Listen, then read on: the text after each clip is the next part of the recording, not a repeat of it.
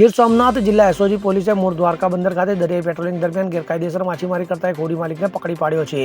જૂનાગઢ વિભાગના પોલીસ મહાનિરીક્ષક નિલેશ જાજડિયા અને ગીર સોમનાથના ઇન્ચાર્જ પોલીસ અધિક્ષક BS વ્યાસની સૂચના મુજબ આ કાર્યવાહી કરવામાં આવી હતી. એસઓજી ગીર સોમનાથના incharge police inspector N Vaghela અને તેમની ટીમે દરિયાઈ પેટ્રોલિંગ દરમિયાન તપાસ હાથ ધરી હતી. તપાસમાં જગલીશ શાહ પીરકી મદદ હોડીના માલિક જુમાભાઈ જાકુબભાઈ ઢોકી માછીમાર માટેનું ઓનલાઈન ટોકન લીધા વગર દરિયામાં માછીમારી કરતા પકડાયા હતા. તો પોલીસે આરોપી વિરુદ્ધ ગુજરાત મત્સ્યોદ્યોગ નિયમ 2020 અંતર્ગત નવા બંદર મરીન પોલીસ સ્ટેશનમાં ગુનો નોંધી કાયદેસરની કાર્યવાહી હાથ ધરી છે. તો આ કાર્યવાહીમાં એસઓજી સ્ટાફના પોલીસ હેડ કોન્સ્ટેબલ ગોપાલસિંહ મોરી અને પોલીસ કોન્સ્ટેબલ મેહુલસિંહ પરમાર પણ સામેલ હતા.